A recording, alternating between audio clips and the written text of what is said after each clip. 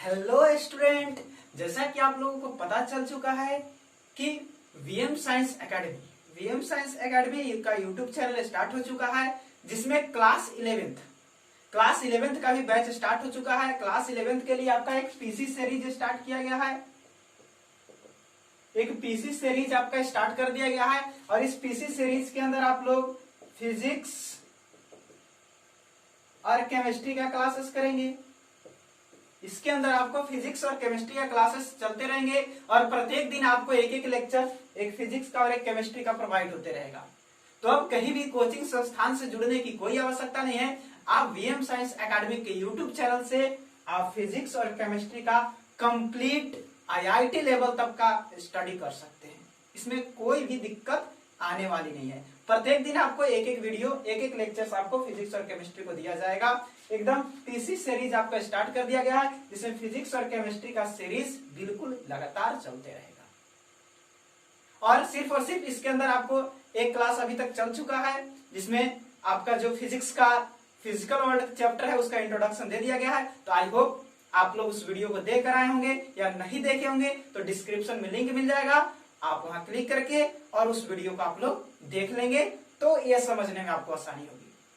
Clear? तो start करते हैं आज का क्लास। उससे पहले माई सेल्फ मुन्ना कुमार, जैसा कि आप लोग जानते हैं, और ये आपका छोटा सा खूबसूरत सा YouTube channel VM science academy. तो इसे जितना अधिक से अधिक लाइक करे, शेयर करे, सब्सक्राइब करे और चैनल को ढेर सारा प्यार दे। स्टार्ट करते हैं आज का आपका क्लास। वही है physical world @2, physical world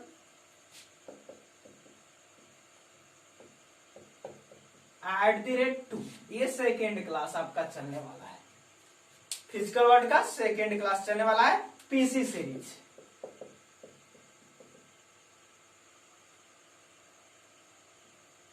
PC series चल रहा है, फिजिक्स केमिस्ट्री का सीरीज चल रहा है आपका।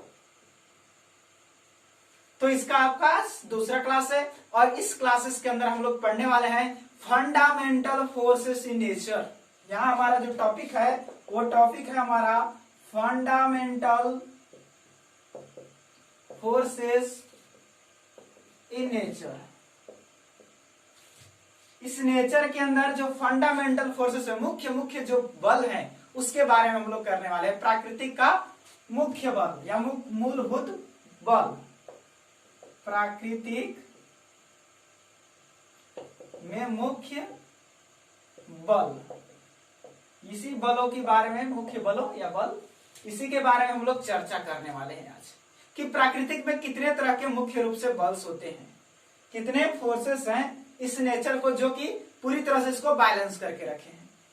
तो आपको इस बल में से फंडामेंटल फोर्स देखेंगे तो पूरे नेचर को बैलेंस करने वाले 4 फंडामेंटल फोर्सेस होते हैं। पूरे नेचर को बैलेंस करने वाले आपको कितने फंडामेंटल फोर्सेस हैं? 4 फंडामेंटल फोर्सेस हैं। फर्स्ट फोर्स आता है इसमें आपका, फर्स्ट फोर्सेस है आपका जिसको कहते हैं आप लोग ग्रेविटेशनल फोर्स।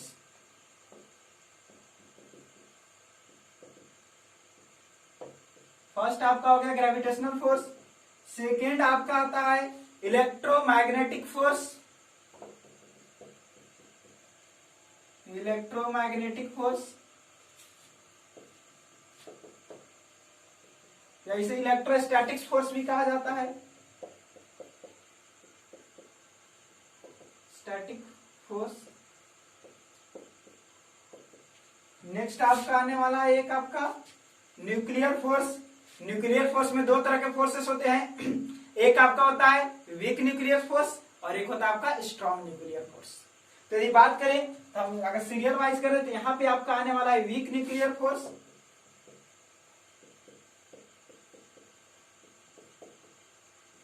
और ये इसके बाद रहेगा आपका इलेक्ट्रोमैग्नेटिक फोर्स,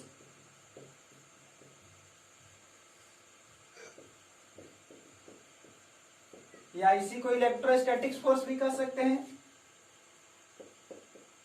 इलेक्ट्रोस्टैटिक्स फोर्स।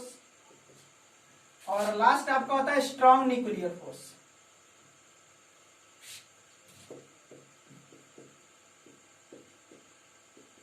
ये 4 आपके बल हैं, 4 फोर्सेस हैं जो पूरे नेचर को क्या किए हैं, बैलेंस करके रखे हुए हैं। तो बारी बारी से आज हम लोग इसी 4 बलों के बारे में स्टडी करेंगे। तो स्टार्ट करते हैं आज का लेक्चर। पेन कॉपी कलम लेकर तैयार हो जाएंगे, अपनी अपनी हथियार को सही रखेंगे और स्टार्ट करने वाले क्या, ग्रेविटेशनल फोर्स। बहुत मजा आने वाला है। चलिए तो हेडिंग बनाएंगे। सबसे पहला ग्रेविटेशनल फोर्स, हिंदी में कहते हैं बाबू गुरुत्वाकर्षण बल। कहते हैं क्या सर, ये तो हम लोग 8-9th क्लास में पढ़े थे। अरे बिल्कुल पढ़े थे यार, बिल्कुल पढ़े थे। तो चलिए स्टार्ट करते हैं। ग्रेविटेशनल फोर्स,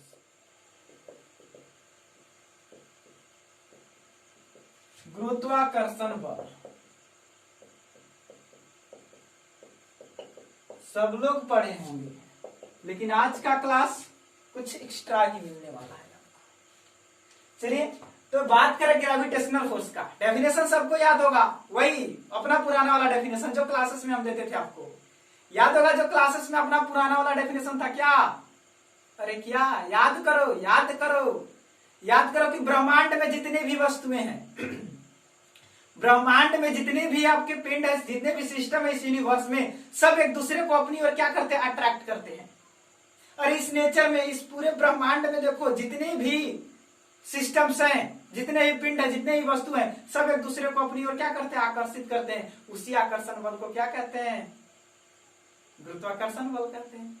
यानी कि ब्रह्मांड में जितनी भी वस्तुएं हैं सब एक दूसरे को अपनी ओर आकर्षित करते हैं और इसी आकर्षण बल को क्या कहते हैं, गुरुत्वाकर्षण बल कहते हैं। तो डेफिनेशन हो गया।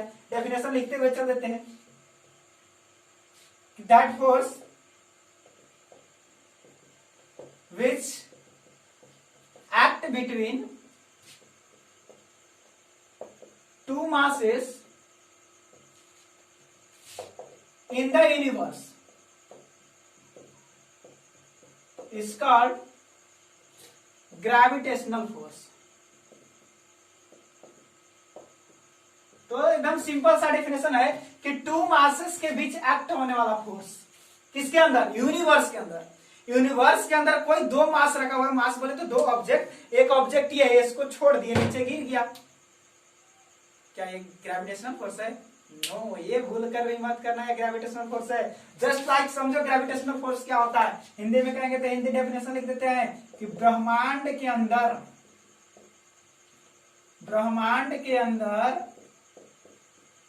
दो वस्तुओं या ब्रह्मांड के अंदर प्रत्येक वस्तु एक दूसरे को अपनी ओर आकर्षित करता है कि नहीं करता है? तो दो वस्तु कहें या अनेक वस्तु कहें, तो ब्रह्मांड के अंदर सभी पिंड एक दूसरे को अपनी ओर आकर्षित करते हैं।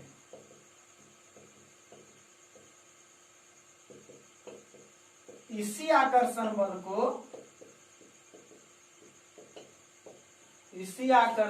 बल को गुरुत्वाकर्षण बल कहते हैं। सिंपल सा डेफिनेशन है।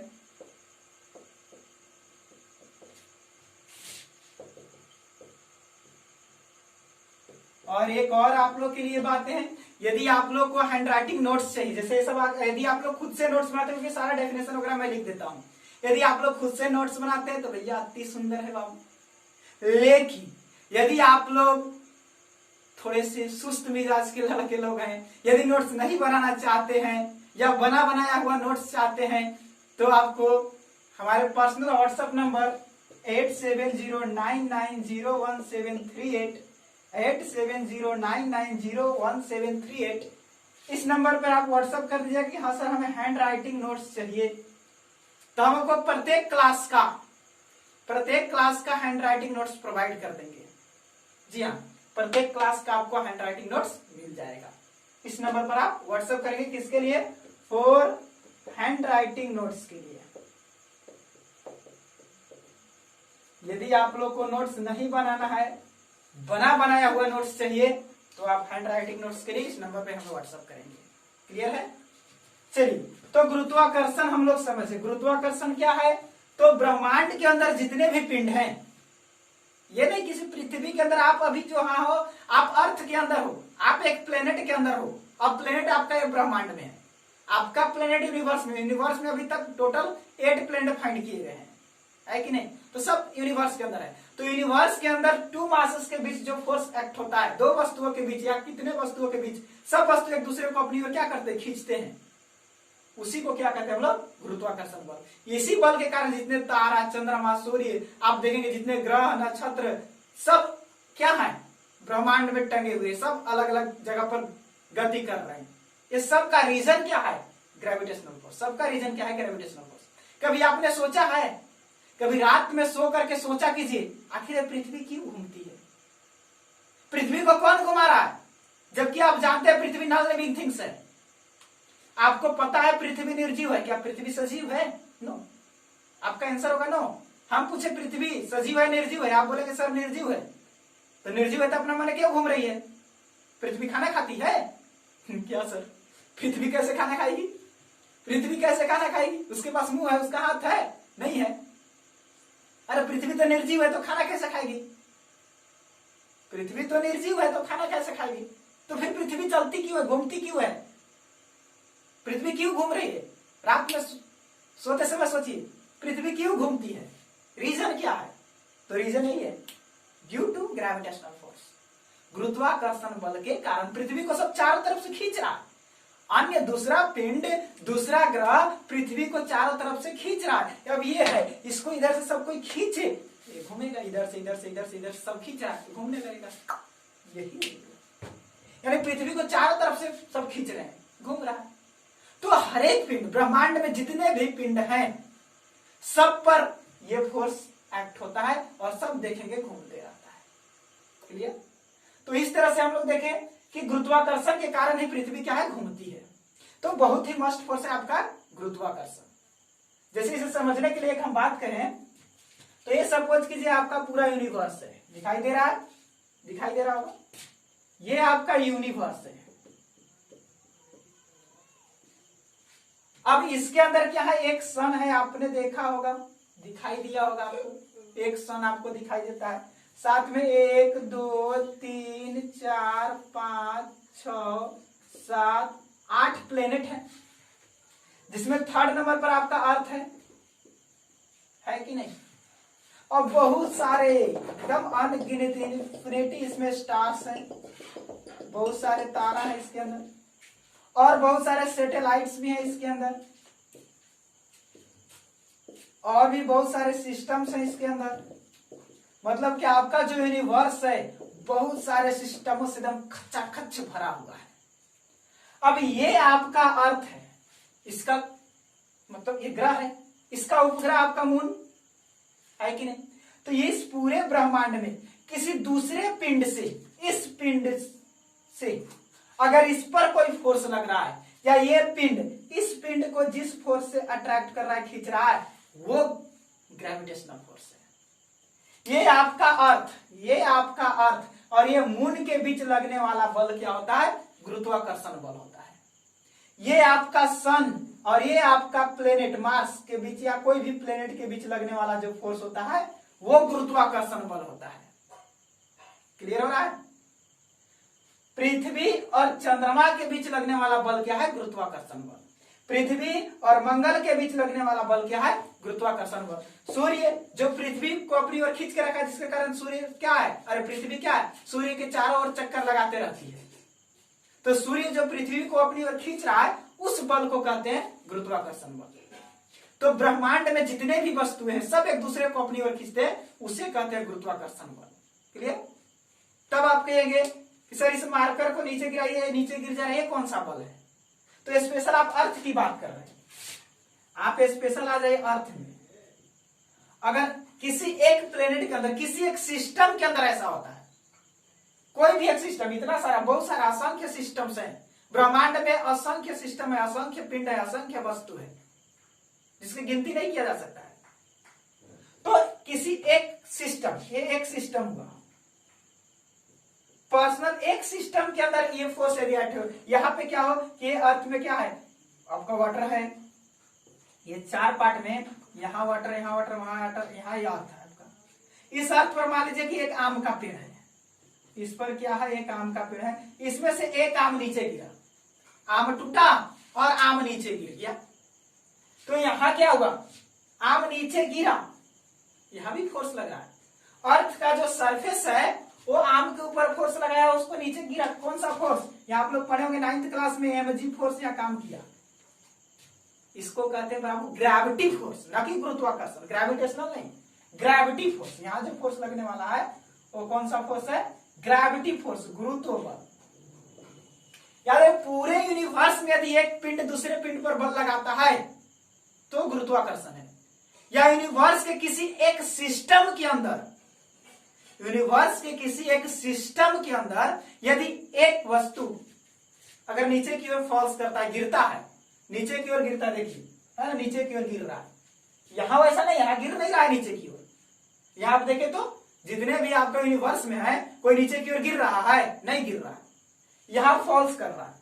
तो अगर कोई वस्तु, कोई भी चीज किसी एक पर्सनल सिस्टम में फॉल्स करे, किसी हो, कोई भी ग्रह हो, कोई भी सिस्टम हो, कोई भी पिंड में क्या हो, फॉल करे, नीचे गिरे, वो फोर्स होता है आपका ग्रेविटी होता है, ना कि गुरुत्वाकर्षण होता है, वो गुरुत्व होता है।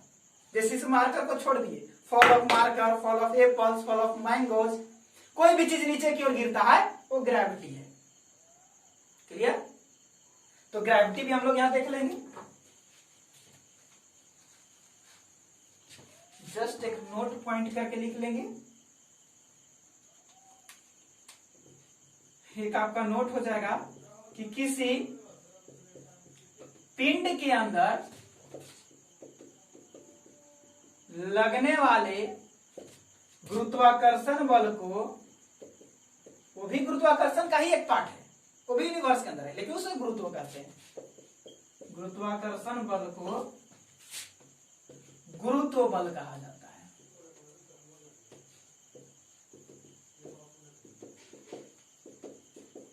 जैसे अगर एग्जांपल ले ले, यहां एग्जांपल है तो क्या हो जाएगा? Falls of mango, falls of mangoes, falls of marker. इसी मार्कर को छोड़ देंगे, नीचे गिर जाएगा मार्कर। तो ये क्या है? ग्रेविटी फोर्स है, न कि ग्रेविटेशनल फोर्स है। यहां क्या होता है? ग्रेविटेशनल फोर्स का यदि एग्जांपल है तो force between earth and moon, चंद्रमा और पृथ्वी के बीच जो बल लग रहा है, या सूर्य और पृथ्वी के बीच जो बल लग रहा है, सन एंड अर्थ, तो ये सब जो आपका फोर्स है ये ग्रेविटेशनल फोर्स है। और ये जो फोर्स है आपका, आम के पेड़ से सेब गिर गया, अरे ऊपर कोई रख दिया होगा, कि आम के पेड़ से सेब कैसे गिर जाएगा सर? अरे ऊपर कोई रख दिया, आंधी चला, गिर गया, नॉर्मल सी बात है। तो ये सब आम के पेड़ से सेब गिरे, या कहीं से आम गिरे, कहीं से मार्कर, ये मार्कर को छोड़ दिए से मार्कर नीचे गिर गया, तो ये सब क्या है? ग्रेविटी फोर्स है। ये पर्सनल सिस्टम में हो रहा है, अर्थ के अंदर हो रहा है। यूनिवर्स के अंदर बहुत सारे सिस्टम है, और ये जो मार्कर गिरा रहे हैं किसी एक सिस्टम की बात है। तो ये आपका क्या होता है? ग्रेविटी फोर्स होता है। और पूरे आपका यूनिवर्स में जो होता है वो क्या होता है? ग्रेविटेशनल फोर्स होता है। नोट करेंगे जल्दी से।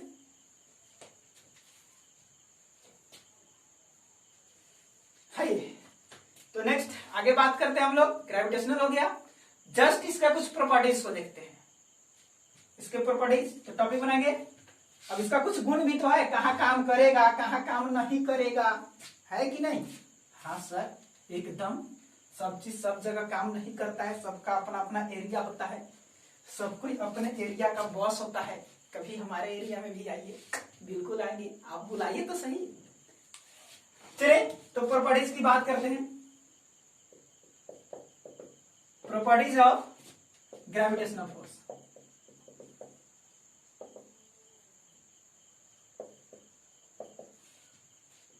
कुछ गुण है, उस गुणधर्म की चर्चा करेंगे हम।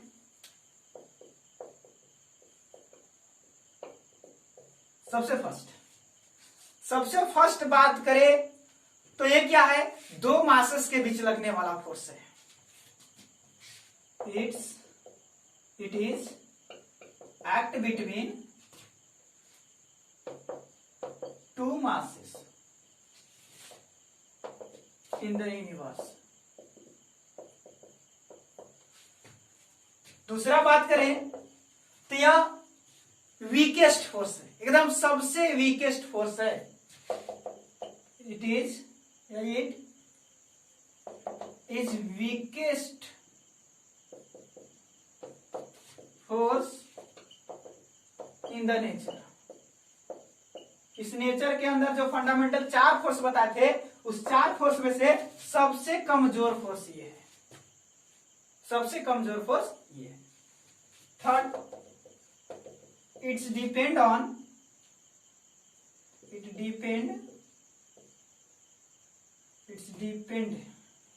Depends on mass of object. यह ऑब्जेक्ट के मास पर डिपेंड करता है। सर ये क्या बात हो गई? ये तो ठीक है, 2 वस्तुओं के बीच लगता है यूनिवर्स के अंदर। इट इज वीकेस्ट फोर्स, 2 या अनेक कितना भी वस्तु के बीच लग सकता है, लेकिन कम से कम 2, मिनिमम 2। मिनिमम आपके, अरे फोर्स लगाने से कम 2 मासेस तो होने चाहिए ना, है कि नहीं? बाकी कितने मासेस के बीच लग सकता है? वीकेस्ट फोर्स है। अभी समझाएंगे वीकेस्ट कैसे, क्योंकि चारों पढ़ लेंगे तब तो पता चलेगा कौन स्ट्रॉन्ग है। It's depend on masses of object. Object के मास पर डिपेंड करता है। ये कैसे? तो देखिए, ग्रेविटी की बात करते हैं। एक मार्कर को हम यहां से गिराते हैं, नीचे गिरेगा, या छत पर चढ़ जाते हैं, 2 महला छत पर चढ़ जाते हैं। एक हम जो कि एकदम पतला दुबला आदमी है, एक आप एकदम मोटे तगड़े आदमी है, आपका वेट एकदम 100 kg, मतलब 1 क्विंटल, हमारा 50 kg, 50 किलो, आपसे हम आधे हैं। दोनों 2 मंजिला बिल्डिंग पर चले, एक साथ छलांग लगा दिए, पहले कौन गिरेगा? आप कि हम? अरे पहले कौन गिरा, मैं कि आप? पहले आप गिरेंगे। क्यों? आपका मास ज्यादा है। यानी कि जो ग्रेविटी फोर्स है, जो ग्रेविटेशनल फोर्स है, वो मासेस पर डिपेंड करता है। यानी कि जो ग्रेविटेशनल फोर्स होता है, जो ग्रेविटेशनल फोर्स होता है, वो मासेस पर क्या होता है? डिपेंड करता है। अब यदि ये 2 मास के बीच एक्ट कर रहा है, तो दोनों मास पर क्या होगा? डिपेंड करेगा। तो ये M1 अगर 2 वस्तु के बीच लग रहा है, क्या है? साफ समझ, it is act between 2 masses in the universe. 2 मास पर काम करता है, तो दोनों मास के या दोनों ऑब्जेक्ट के मास पर डिपेंड करेगा। यानी कि हम इसको ऐसे लिख सकते हैं कि जो आपका ग्रेविटेशनल फोर्स है, जी फोर्स ग्रेविटेशनल, वो क्या हो जाएगा? M1 into M2। अब ये भी देखे तो, ये भी तो देख सकते हैं, अगर नजदीक से गिराएंगे जल्दी गिरेगा।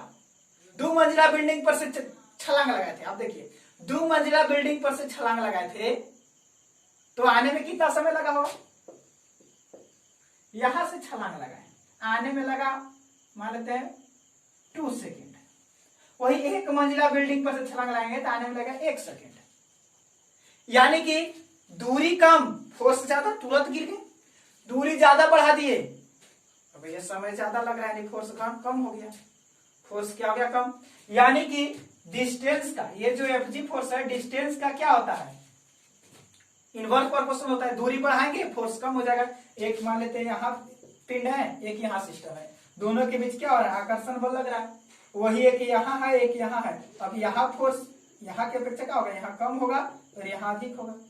तो एक यहाँ से यहाँ तक की दूरी और एक यहाँ से यहाँ तक की दूरी, ये पहले का, और एक और जाएगा Fg, एक और प्रोपोर्शनल होगा 1/r का। एक इस मास के लिए, एक इस मास के लिए, और एक मास यहाँ, एक मास यहाँ। तो यहाँ से ये इसको खींचेगा और ये इसको खींचेगा, तो एक इसका डिस्टेंस, एक इसका डिस्टेंस, तो नीचे r इंटू आर।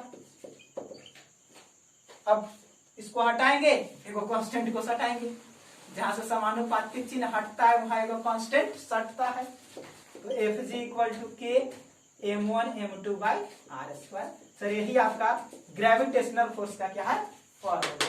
यही आपका ग्रेविटेशनल फोर्स का फॉर्मूला है। K के जगह पर G का भी यूज होता है, जिसे ग्रेविटेशनल कांस्टेंट कहते हैं। G क्या है आपका? Gravitational constant. तो जल्दी से नोट करेंगे, जल्दी से नोट करेंगे, ये सब लिखने की आवश्यकता नहीं। डायरेक्ट या डिपेंड किस पर करता है? मास पर डिपेंड करता है। तो डायरेक्ट यहाँ फॉर्मूला लिख देते हैं। Fg फोर्स जो होता है वो G M1 M2 by R²। ये आपका किस पर डिपेंड किया? ऑब्जेक्ट के मास पर डिपेंड किया।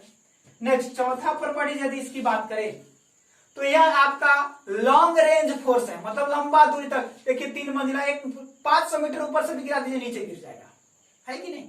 कोई चीज को 500 मीटर से नीचे गिरा दे गिर जाएगा। तो लॉन्ग रेंज फोर्स है, वीकेस्ट है लेकिन इसका रेंज बहुत ज्यादा है, यानी कि it's a long range force. ये आपका लॉन्ग रेंज फोर्स है, बहुत दूर तक काम करता है, बहुत दूर तक काम करता है। नेक्स्ट एक और प्रॉपर्टीज की बात करें, इसे कोई मीडियम की आवश्यकता नहीं है, इसे कोई भी मीडियम की आवश्यकता नहीं है, वैक्यूम में भी चलेगा, वैक्यूम में भी ये काम करता है। तो it doesn't require any medium, it doesn't require any medium, इसे कोई भी मीडियम की आवश्यकता नहीं है बाबू, मीडियम। लेकिन हाँ एक चीज याद रखेंगे, वो यदि हम वैक्यूम की बात करेंगे ठीक है, इसे कोई भी मीडियम की आवश्यकता नहीं है, प्रत्येक मीडियम में काम करेगा। लेकिन यदि वैक्यूम में बात करें, जिसको कहते हैं निर्वात, जहां कुछ भी ना हो, तो निर्वात में एक आपका मास है 5 kg का और एक मास है 50 kg का, दोनों को एक साथ फॉल्स कर दिए तो याद रखेंगे दोनों एक ही साथ नीचे गिरेगा, आगे पीछे गिरने वाला नहीं है। अगर ये 2 मिनट लगा रहा है तो ये भी 2 मिनट ही लगाएगा। कब? जब वैक्यूम में रहेगा तब दोनों पर एक बराबर मासेस काम करेगा और फोर्स काम करेगा, वहां मास पर डिपेंड नहीं करेगा, वैक्यूम में मास पर डिपेंड नहीं करेगा, वो मास कितना भी हो एक बराबर ग्रेविटेशनल फोर्स लगने वाला है। तो इस चीज को एकदम दिमाग में बैठा लेंगे, अगर वैक्यूम होगा, क्या होगा, एकदम वैक्यूम होगा, जहां कोई भी मीडियम ना हो, वहां पे मास पर डिपेंड फोर्स करने वाला नहीं है। तो इस चीज को ध्यान देंगे, ऐसे ऐसे कोई भी मीडियम की आवश्यकता नहीं होते हैं, कोई भी मीडियम में काम करेगा, इसे कोई ऐसा पर्सन है कि वही मीडियम में काम करेगा, कोई भी मीडियम हो ये काम करेगा, वैक्यूम में भी काम करेगा, लेकिन यहाँ कितना भी मासेस हो सब पर एक बराबर काम करने वाला है। जल्दी से नोट करेंगे बाबू, यही था आपका ग्रेविटेशनल फोर्स।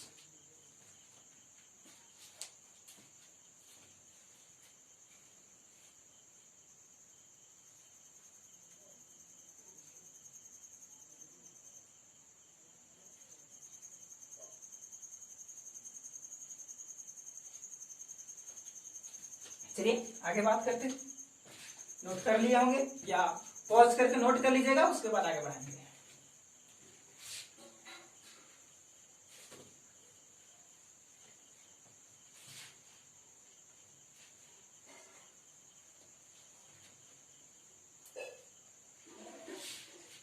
नेक्स्ट सेकेंड था आपका वीक न्यूक्लियर फोर्स। सेकेंड आपका है वीक न्यूक्लियर फोर्स। तो वीक न्यूक्लियर फोर्स क्या है, नाम से ही पता चलेगा, न्यूक्लियर के अंदर ये फोर्स काम करने वाला है और वीक है। तो वीक न्यूक्लियर फोर्स याद रखेंगे कि यह फोर्स क्या होता है, न्यूट्रिनो एंड अदर पार्टिकल्स के बीच लगता है।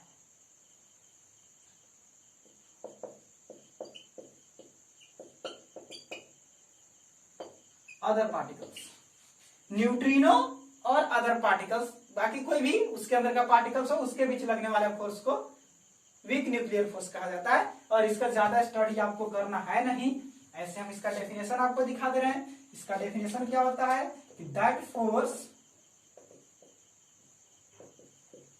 which act between, BW बोले तो between ना, neutrino and other particle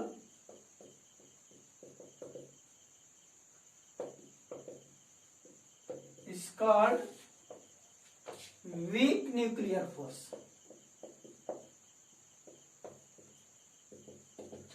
मतलब कि न्यूट्रिनो आपका न्यूक्लियर का ही, जैसे इलेक्ट्रॉन, प्रोटॉन, न्यूट्रॉन एक एटम्स के अंदर होते हैं, उसी एटम से न्यूक्लियस के अंदर एक नई आपका पार्टिकल्स है जिसका नाम है न्यूट्रिनो। और न्यूट्रिनो और कोई भी अदर पार्टिकल्स के बीच जो फोर्स एक्ट होता है सर, उसी फोर्स को कहते हैं हम लोग weak nuclear force. Weak nuclear force. अब इसका प्रॉपर्टीज की बात करें तो पहला चीज देखें कि ये क्या है, न्यूक्लियर के अंदर काम करता है, शॉर्ट रेंज फोर्स है, ज्यादा दूर तक काम, न्यूक्लियर बहुत छोटा होता है। एक न्यूक्लियस की बात करें तो ये आपका एटम के अंदर एक न्यूक्लियस होता है, एटम का रेडियस 10⁻⁻10 मीटर होता है, वही न्यूक्लियस का जो रेडियस है वो 10⁻⁻15 मीटर होता है। यानी एक में 10⁻15 से भागा दे दीजिए, 0.0000000000 तक होना है।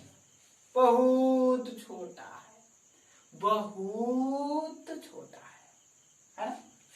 तो बहुत शॉर्ट रेंज में काम करने वाला है। यानी कि पहला प्रॉपर्टी हो जाएगा कि इट्स अ शॉर्ट रेंज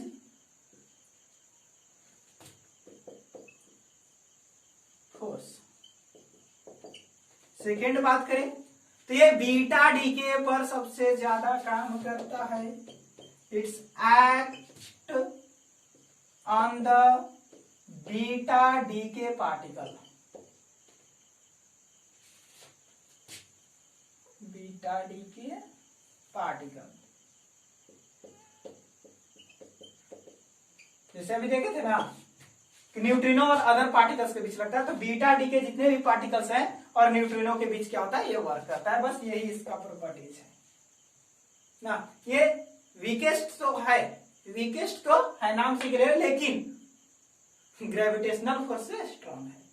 ये भी वीकेस्ट है लेकिन ग्रेविटेशनल फोर्स से स्ट्रांग है कि नहीं। थर्ड ये भी लिख सकते हैं, it's a weakest force but stronger than gravitation। Gravitational से क्या है, स्ट्रांग है। वीकेस्ट तो है लेकिन ग्रेविटेशनल से स्ट्रांग है। जल्दी से नोट करेंगे, ये आपका हो गया वीक न्यूक्लियर फोर्स। नोट करेंगे, नोट करेंगे बाबू। आइए नेक्स्ट बात करते हैं इलेक्ट्रोमैग्नेटिक या इलेक्ट्रोस्टैटिक्स फोर्स। इलेक्ट्रोमैग्नेटिक और इलेक्ट्रोस्टैटिक्स की यदि बात करें, जो थर्ड फोर्स है आपका इलेक्ट्रोमैग्नेटिक, या इसी को कहते हैं हम लोग इलेक्ट्रोस्टैटिक्स,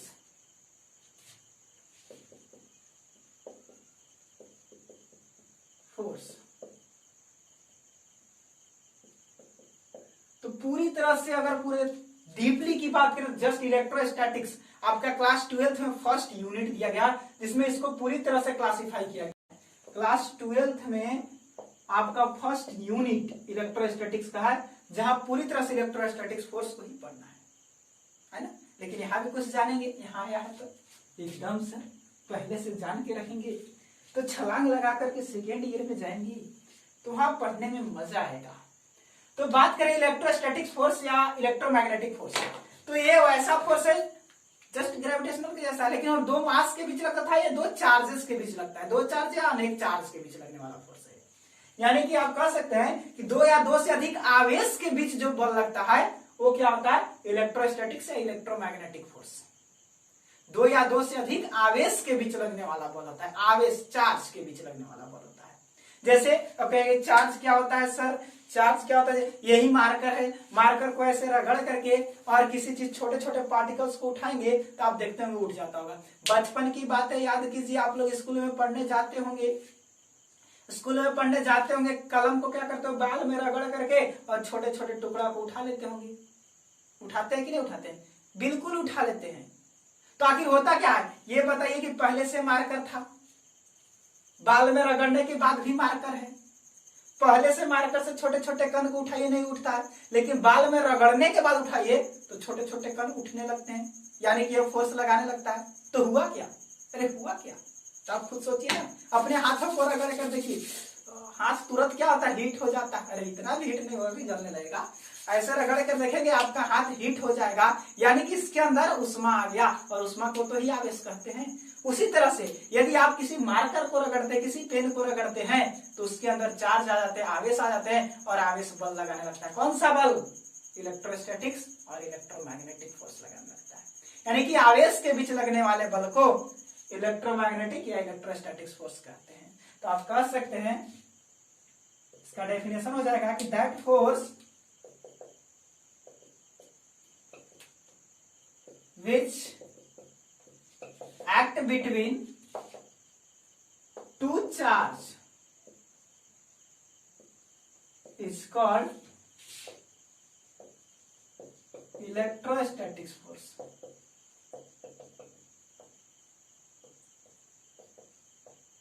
मिनिमम 2 चार्ज, मैक्सिमम कितना भी चार्ज हो सकता है कि नहीं? डेफिनेशन बना दी कि 2 चार्ज के बीच लगने वाले बल को क्या कहते हैं? इलेक्ट्रोस्टैटिक्स फोर्स कहते हैं। यहाँ पर देखिए अब ध्यान से, इस मार्कर को यदि हम रगड़े, इस मार्कर क्या करें हम रगड़े, तो इस पर जो चार्ज आएगा फोर्स क्या होगा? इसके प्रोपोर्शनल होगा। चार्ज को आप लोग याद होगा क्यू से डिनोट करते हैं। जितना चार्ज ज्यादा आ जाएगा उतना ज्यादा फोर्स लगेगा। इस पर मान लेते हैं चार्ज Q1 आ गया। अब इस मार्कर को रगड़ते हैं, इस पर चार्ज Q2 आ गया। जितना चार्ज होगा उतना फोर्स ज्यादा लगेगा। क्लास 12 में इसको डीपली पढ़ेंगे, लेकिन अभी समझते हुए चलिए। दूसरी चीज, अगर दोनों को नजदीक लाते हैं तो फोर्स ज्यादा लगेगा, दूर ले जाएंगे फोर्स कम लगेगा। यानी कि ये भी दूरी के क्या है? इनवर्स प्रोपोर्शनल, व्युत्क्रमानुपाती। और ये भी दूरी है क्या है? व्युत्क्रमानुपाती। अरे एक चार्ज यहाँ, एक चार्ज यहाँ, यहाँ से यहाँ तक की दूरी, यहाँ से यहाँ तक की दूरी है कि नहीं? तो वही यहाँ से क्या फॉर्मूला निकल के आता है?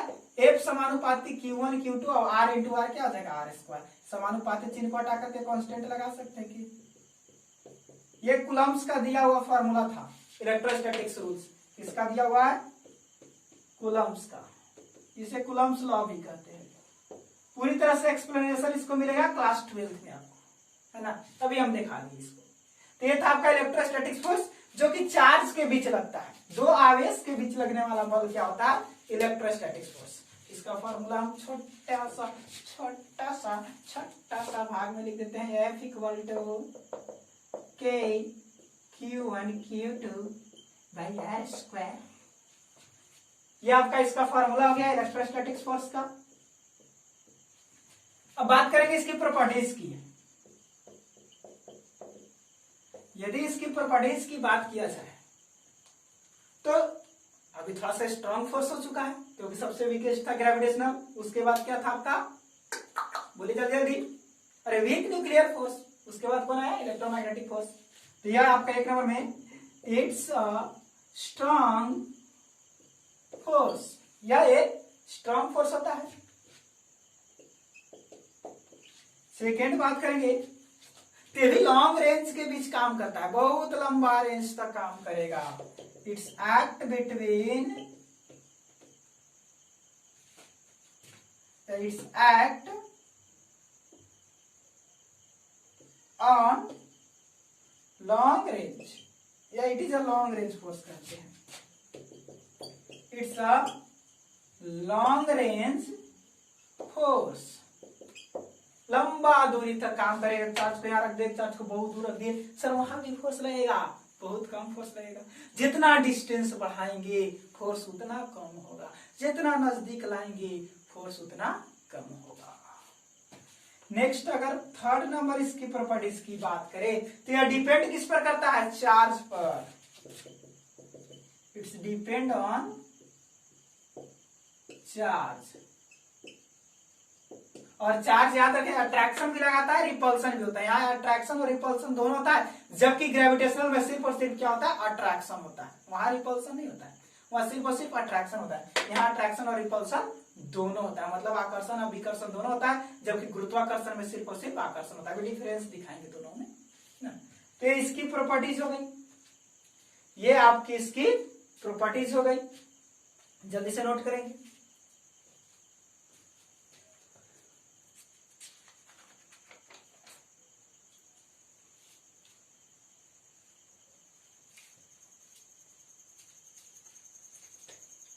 हो गया होगा?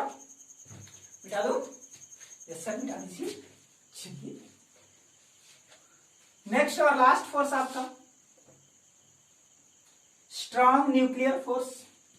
सबसे स्ट्रॉन्ग फोर्स है आपके इस नेचर में, वो है strong nuclear force, 4th number.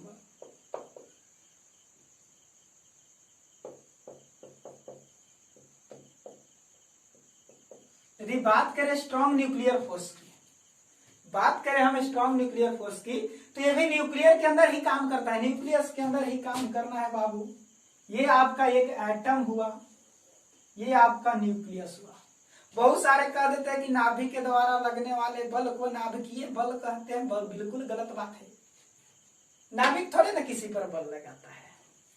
Nucleus force, strong nuclear, nuclear के अंदर लगने वाला बल। न्यूक्लियर के अंदर क्या होता है, न्यूट्रॉन और प्रोटॉन।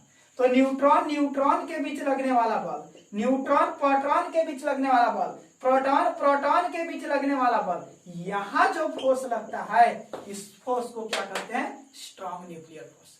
वही न्यूट्रिनो और अदर पार्टिकल्स के बीच जो फोर्स लगता था इसको कहते थे हम लोग वीक न्यूक्लियर फोर्स। और वही न्यूट्रॉन न्यूट्रॉन न्यूट्रॉन प्रोटॉन और प्रोटॉन के बीच जो फोर्स लगता है उसे क्या कहते हैं, स्ट्रॉन्ग न्यूक्लियर फोर्स। क्योंकि दो अगर समान चार्ज हो, एक ही जैसा आवेश हो, एक ही जैसा पार्टिकल हो, ये सब चार्ज होते हैं, न्यूट्रॉन प्रोटॉन इलेक्ट्रॉन सब चार्ज हैं। अगर एक ही जैसा चार्ज हो तभी बोले आवेश के बीच आकर्षण विकर्षण दोनों लगता है। आवेश सटाता भी है और हटाता भी है। जब दोनों समान रहेगा, एक ही जैसा रहेगा तो हटेगा, और अलग अलग रहेगा तो सटेगा। तो प्रोटॉन प्रोटॉन क्या होगा, हटेगा। न्यूट्रॉन न्यूट्रल होता है सर, न्यूट्रॉन क्या होता है, न्यूट्रल होता है। लेकिन प्रोटॉन क्या है, पॉजिटिव होता है, ये इस पर फोर्स एक्ट करेगा। लेकिन यहाँ एक कंडीशन, ये प्राकृतिक, ये नेचर, ये कुदरत का करिश्मा है। ये ऐसा पार्टिकल्स बनता है, ऐसा कोई एटम बनता है, प्रत्येक पदार्थ जितने भी मैटर हैं सब परमाणु से ही मिलकर बने, प्रत्येक परमाणु के अंदर न्यूक्लियस होते हैं।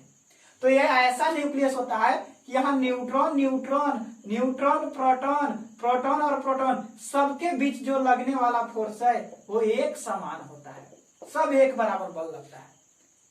अगर प्रोटॉन प्रोटॉन दोनों पॉजिटिव चार्ज से ज्यादा बल लगता तो क्या होगा, न्यूक्लियस टूट जाता है। भैया ये एक दूसरे को क्या करता है, रिपल्स करता है, न्यूक्लियस से टूट जाता है। लेकिन न्यूक्लियस अस्थायी होता है, प्रत्येक जितने भी एटम है सब अस्थायी होते हैं। रीजन क्या, तो न्यूट्रॉन न्यूट्रॉन न्यूट्रॉन प्रोटॉन और प्रोटॉन न्यूट्रॉन के बीच जो फोर्स लगता है वो सारा फोर्स क्या होता है, एक समान होता है। यानी जितना प्रोटॉन प्रोटॉन पर बल लग रहा है उतना ही प्रोटॉन से न्यूट्रॉन पर लग रहा है, उतने न्यूट्रॉन से न्यूट्रॉन पर लग रहा है। यानी क्या होता है, सब यहाँ एक बैलेंस कंडीशन में रहते हैं और कोई दिक्कत नहीं होती है। और पूरा एटम क्या होता है, अस्थायी रहता है, स्टेबल रहता है। ये भी एटम से ही बनकर है, मिलकर बना है ना। तो याद रखेंगे ये क्या है कि न्यूट्रॉन न्यूट्रॉन न्यूट्रॉन प्रोटॉन और प्रोटॉन के बीच लगने वाला बल है। तो कह सकते हैं कि दैट फोर्स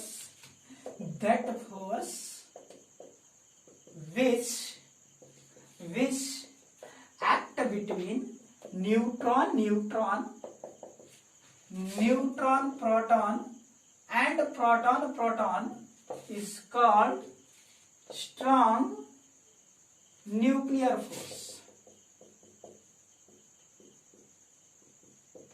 क्या, न्यूट्रॉन प्रोटॉन और प्रोटॉन के बीच लगने वाले बल को क्या कहते हैं, स्ट्रॉन्ग न्यूक्लियर फोर्स। नाम से ही क्लियर है, स्ट्रॉन्ग तो वेरी स्ट्रॉन्ग होगा। क्या होगा, बहुत ज्यादा स्ट्रॉन्ग होगा। तो इसका प्रॉपर्टीज की बात कर ले तो सबसे एक नंबर क्या होगा, बताइए जल्दी। क्या या शॉर्ट रेंज फोर्स होगा या लॉन्ग रेंज फोर्स होगा, पहले ये बताइए। शॉर्ट रेंज होगा या लॉन्ग रेंज होगा, दूर दूर पे काम करेगा। बिल्कुल सर आपको पता है, अभी तो जस्ट बताए थे, न्यूक्लियस बहुत छोटा होता है, उसके अंदर जो फोर्स लग रहा है तो शॉर्ट रेंज फोर्स होगा। यानी कि it's a short range force. Second, very strong force है, it's a very strong force. और इसे भी कोई मीडियम की आवश्यकता नहीं है, it does not require any medium। इससे कोई भी मीडियम की आवश्यकता नहीं है। तो ये आपका क्या हो गया, स्ट्रॉन्ग न्यूक्लियर फोर्स। क्लियर। तो यदि इस चारों फोर्सेस को हम एक साथ करें तो सबसे आपका जो ग्रेविटेशनल फोर्स था वो सबसे कम है, वो सबसे छोटा, इससे बड़ा कौन होगा, वीक न्यूक्लियर फोर्स। उससे बड़ा कौन हुआ? इलेक्ट्रोस्टैटिक्स फोर्स या इलेक्ट्रोमैग्नेटिक फोर्स, इसी को हम लोग बोले थे इलेक्ट्रोस्टैटिक्स फोर्स। इलेक्ट्रोस्टैटिक्स फोर्स था कि नहीं था? Electrostatics, electromagnetic. और सबसे बड़ा हुआ आपका स्ट्रॉन्ग न्यूक्लियर फोर्स। याद रखेंगे चारों फोर्स में सबसे हैवी फोर्स कौन है? Strong nuclear force. उसके बाद इलेक्ट्रोमैग्नेटिक या इलेक्ट्रोस्टैटिक्स फोर्स, उसके बाद वीक न्यूक्लियर फोर्स, और सबसे छोटा कौन है? सबसे कमजोर बल कौन है? ग्रेविटेशनल